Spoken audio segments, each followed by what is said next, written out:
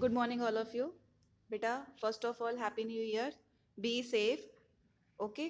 सभी बच्चे अपनी ऑनलाइन क्लासेस कंटिन्यू रखेंगे। और आज की जो वर्कशीट आपके इंग्लिश की है वो डाइटेट ऑफ एजुकेशन की तरफ से वर्कशीट नंबर 28 है। क्लास 7th के लिए सब्जेक्ट आपका English. Name of the student में सभी बच्चे अपने नाम लिखेंगे, क्लास टीचर में अपने टीचर का नाम लिखेंगे और डेट मेंशन करेंगे 18th ऑफ जनवरी 2021। यहाँ पर 2020 लिखा है, इसको 21 कर लीजिए, 2021। और आपका लेसन जैसे आप पढ़ रहे थे बेटा, ashes that made trees Bloom. हम थोड़ा सा प्रीवियस नॉलेज ले लेते हैं।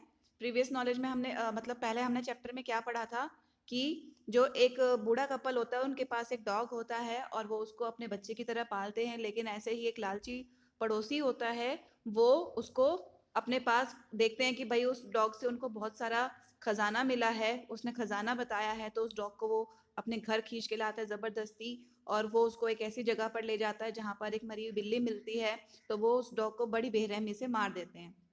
लेकिन जब ये बात उस कपल को पता चलती है, जो ऑनर होता है डॉग का, तब क्या होता है, आगे पढ़ते हैं।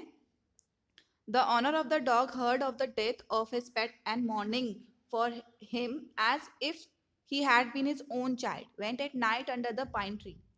जब उसे पता चलता है, यानी कि डॉग के मालिक को, कि भाई उसके डॉग को तो मृत्यु हो चुकी है, मर चुका है वो, तो वो बड़ा दुख करता है। मॉर्निंग मतलब बहुत ही शोक प्रकट करना, बहुत दुखी होता है। और उस रात वो उस पाइन ट्री के नीचे जाता है, जैसा कि आपको यहाँ पिक्चर में दिख रहा है, उस पेड़ के नीचे जाता है। ही सेट अप सब bamboo tubes in the ground such as are used before tombs in which he put fresh flowers.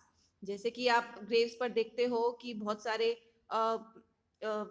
चीजें रखी जाती है आसपास, ऐसे ही वो उसकी ग्रेव, उसकी जो कब्र है, उसके पास बैम्बू ट्यूब्स यानी कि बांस के कुछ बड़े बड़े लकड़ियां जो होती हैं, बांस होता है ना गोल गोल सा, उसको साइड में उसकी ग्रेव के चारों तरफ लगा देता है, उसकी कब्र के चारों तरफ लगा देता है।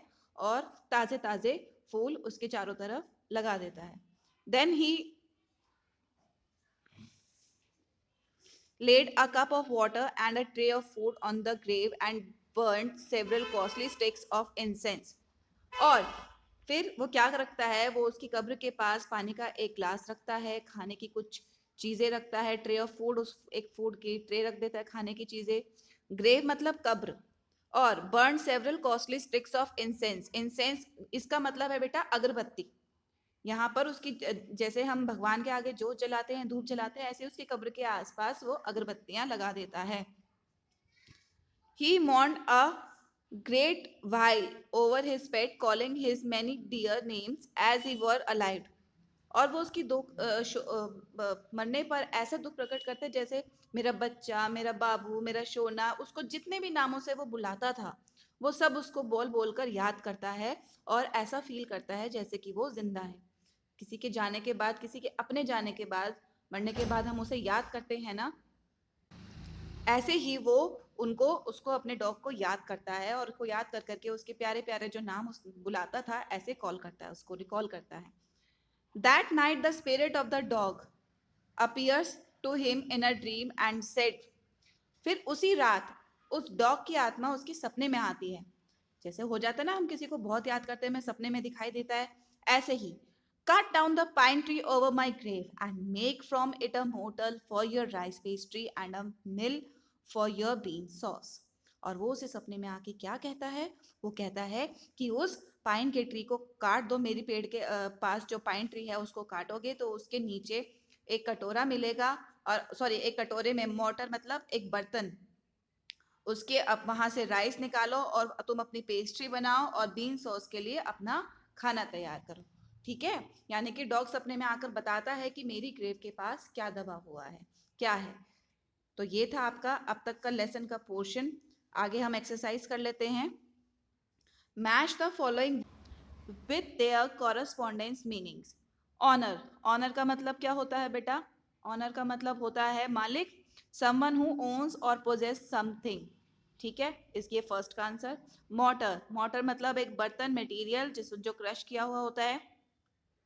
A vessel in which material is crushed, एक ऐसी चीज, एक ऐसा बर्तन जो उसके अंदर मतलब कुछ सामान क्रश करके डाल देते हैं ना, वैसा। मॉर्न, मॉर्न मतलब दुख मनाना, ठीक है। Feel sorry, feel and show sorrow for death, ये हो गया आपका 2 and this is number 3। Grave, grave मतलब कब्र, a structure, sorry a place where a body buried, जहां पर किसी मरी हुई शरीर को दफनाया जाता है उसको बोलते हैं हम grave. Incense, incense substance that produce a sweet smell with burn, यानी कि कुछ महंगी ऐसी लकड़ियां, महंगी अगरबत्तियां जिससे बहुत खुशबू फैले, ठीक है। तो ये आपका हो गया number 5। Tombs, a structure build on a grave, कब्र के ऊपर कुछ थोड़ी सी गुंबद सी बना देते हैं उसको बोलते हैं हम टॉम, ठीक है। नेक्स्ट आपका है now question number 2, read the passage and answer the following questions. The farmers mourns over, वो किसान किस पर दुख जता रहा था? अपने डॉग की डेथ पर, ठीक है बेटा, यहां तक क्लियर हो गया आपको? मैचिंग आप कर लेंगे, नेक्स्ट क्वेश्चन आप करेंगे, उसके बाद क्वेश्चन नंबर 2 का बी पार्ट हम देख लेते हैं।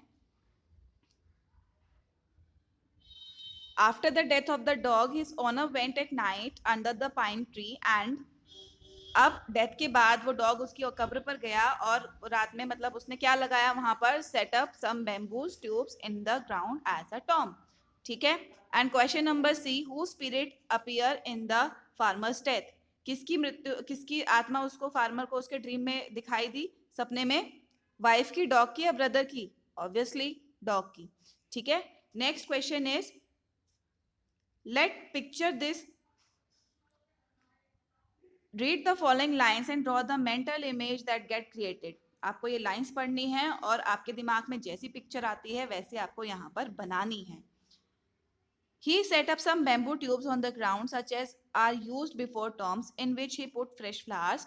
Then he laid a cup of water and a tray of food in the grave and burned several costly sticks of incense. जैसे कि बेटा आपने यहाँ पर ऊपर देखा, ये पिक्चर बनी हुई है, इस पिक्चर के आसपास आप एक पानी का ग्लास बना देंगे, ठीक है, और खाने की ट्रे रख देंगे और अगरबत्तियां जला देंगे इस तरीके से। ऐसी आपको ये पिक्चर बनानी है, उसमें डॉग को मत बनाना, बाकी सेम एज लाइक आपको पिक्चर बनानी है, ठीक है। तो ये थी आपकी आज की वर्कशीट, सभी बच्चे पूरे पूरे आंसर्स क्वेश्चंस के साथ लिखेंगे और अपनी सुंदर सुंदर राइटिंग में अपनी वर्कशीट को कंप्लीट करके अपने इंग्लिश के ग्रुप पर भेजेंगे। थैंक यू बेटा, हैव अ नाइस डे।